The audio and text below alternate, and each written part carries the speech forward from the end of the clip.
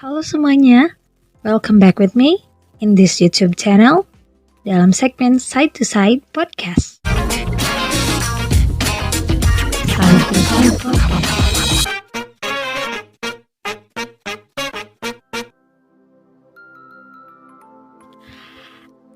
Hari ini kita ngobrol lagi yuk. Kalau kemarin kita ngobrolin tentang keresahan hati seorang laki-laki atau para lelaki, tapi sekarang kita coba ngobrolin tentang apa ya? Tentang percintaan kali ya. Tapi percintaan juga bukan sembarang percintaan.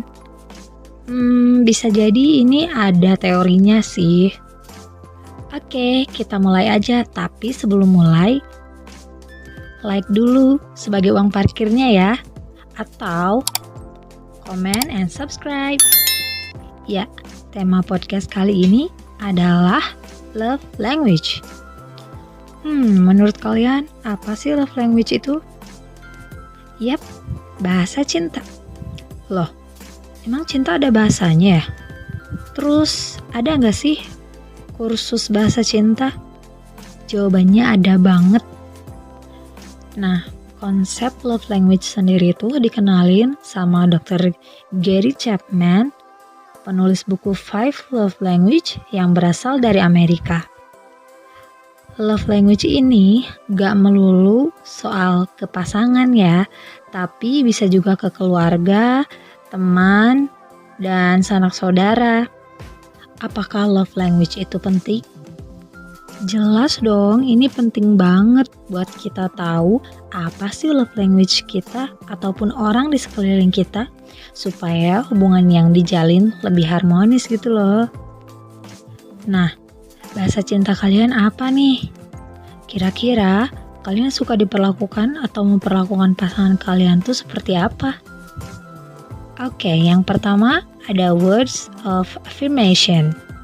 So, what is words of affirmation? Ya, jadi bahasa cinta yang satu ini buat kalian yang suka akan pujian, apresiasi, atau kalimat yang mengekspresikan rasa sayang. Kalimat-kalimat itu tuh seolah jadi dasar buat kalian bahwa, oh, pasangan gue tuh sayang sama gue. Nah, selain itu juga ucapan terima kasih juga merupakan kalimat yang paling ditunggu bagi kalian yang punya love language ini. Hayo, siapa yang pelit bilang makasih? Gak melulu soal orang-orang yang punya love language ini ya. Kalau soal makasih, kayaknya kita harus gak boleh pelit kalau soal bilang makasih ke semua orang. Betul apa betul?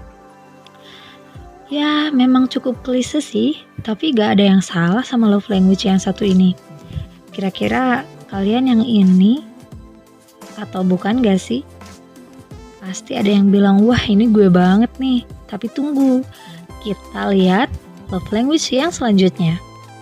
Oke, next. Kalau gitu kita lanjut yang kedua, yaitu quality time. Pasti sering denger dong ya, quality time itu apa?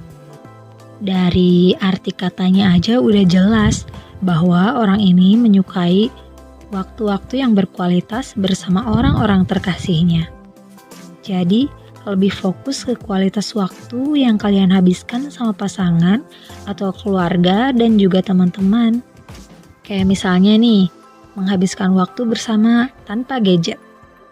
Tapi kayaknya di zaman sekarang gak mungkin ya. Bukan gak mungkin sih, tapi kayaknya jarang deh ada pasangan atau beberapa kumpulan orang atau beberapa geng gitu ya, kalau lagi ngumpul pasti pada pegang handphone.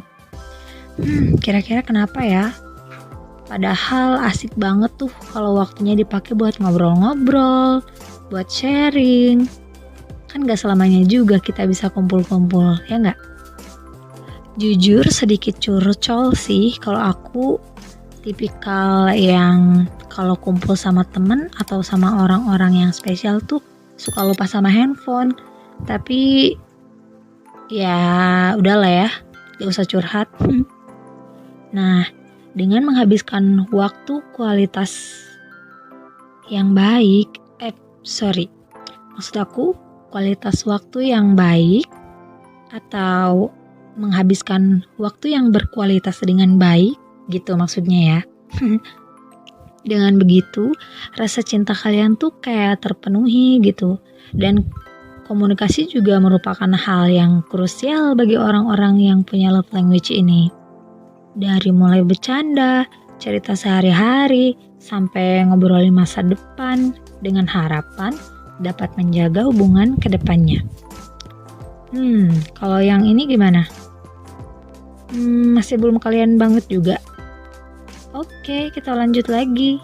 Yang ketiga, yakni receiving gifts. Apa itu receiving gifts? Nah, yang satu ini suka banget kalau dikasih hadiah. Ya, semacam gift-gift simple gitu. Jadi gak selalu harus mahal, tapi yang penting makna dari hadiah tersebut. Misalkan nih, doi ngasih kalian kalung. Gak peduli tuh harga kalungnya itu berapa, mau emas atau perak atau perunggu, mau imitasi, mau titanium gitu kan.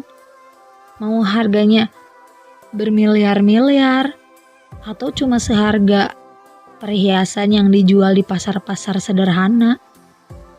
Tapi kalau ngasihnya di momen spesial dan si doi tulus banget ngasihnya, itu bakal ngena banget di kalian yang punya love language ini.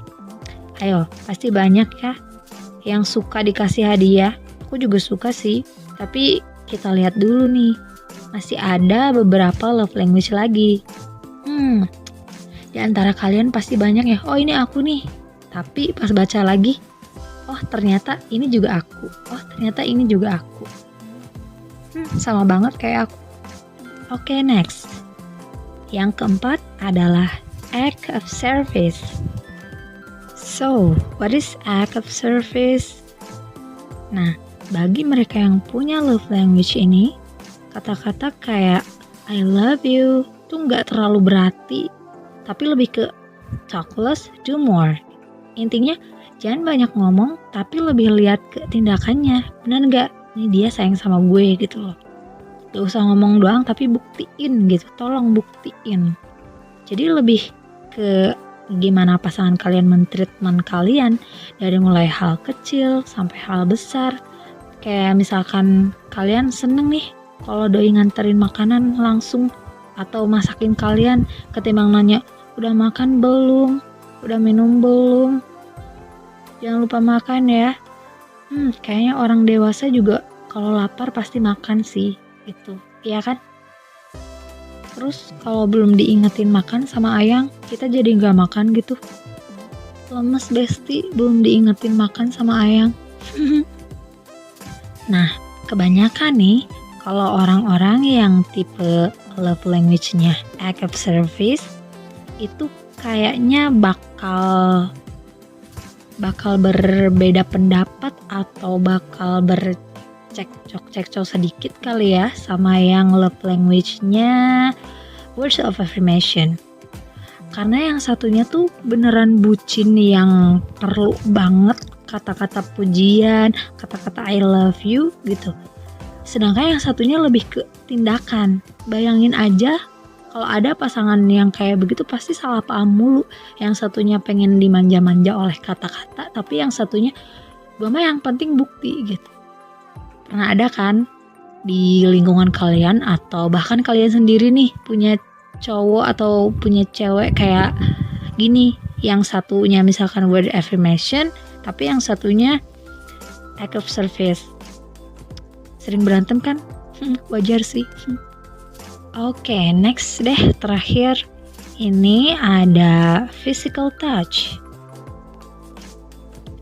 The last love language ini kayaknya lebih suka akan sentuhan atau skinship ya.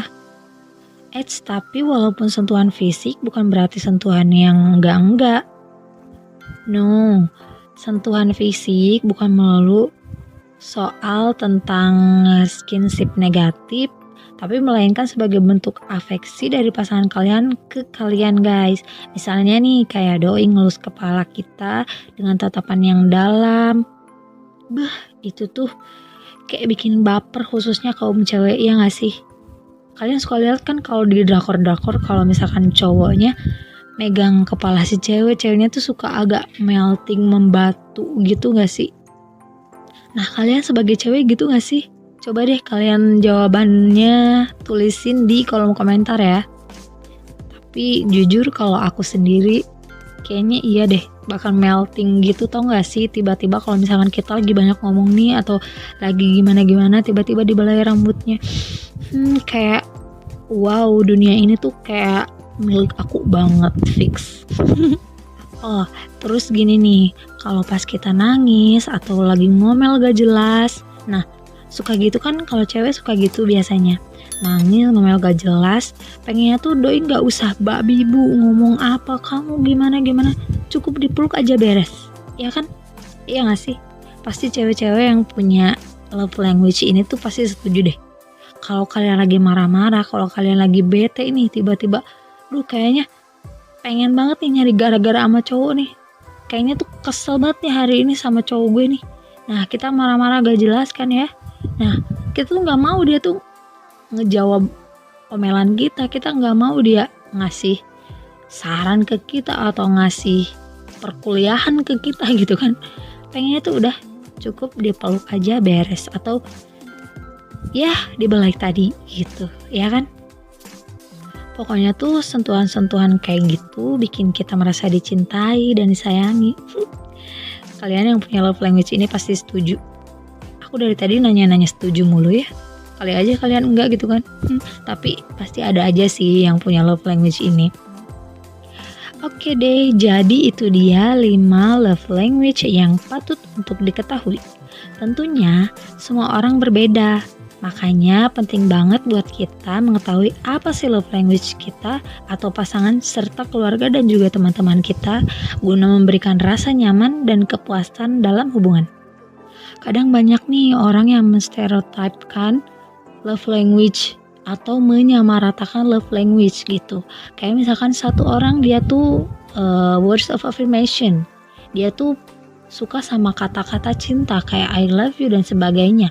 Ketika dia mendapatkan seseorang yang love language-nya itu act of service, gak banyak bicara tapi banyak melakukan tindakan gitu, dia pasti nyangkanya, cowok aku dingin banget sih, dia gak pernah bilang I love you sama aku, dia gak pernah bilang aku sayang banget sama kamu, kamu cantik banget. Tapi lihat deh, dia tuh udah ngelakuin apa sih saat bersama kamu? Pasti banyak yang dia lakuin. Buktinya dia mau sama kamu sampai sekarang kan, berarti dia sayang sama kamu, tapi gak perlu diucapin.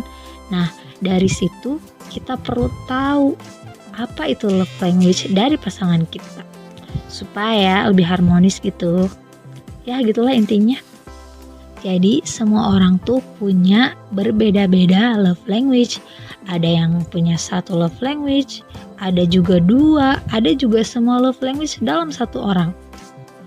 Gak bisa disamaratakan. Nah, guna kita tahu ini supaya kita gak perlu galau-galau lagi nih. Kok cowok aku gini, kok cewek aku gini. Jadi kita bisa langsung mengetahui dia tuh tipikal yang mana dan aku harus melakukan apa. Begitu. Oke, mungkin itu saja ya banyolan aku pada podcast kali ini. Kalau ada salah-salah kata harap dimaklum ya. Kalau ada sebuah kecaletotan lidah aku, mohon dimaklum juga ya. Because I'm just a human and I'm just the beginner. Menurut kalian terlalu berat gak sih kalau kita udah ngomongin love language? Enggak deh ya. Ya semoga bermanfaat. Mungkin gitu aja ya. Semoga hari kalian minggu selalu, semoga menyenangkan dan semoga kalian suka sama aku dan channel ini. See you in next podcast. Bye.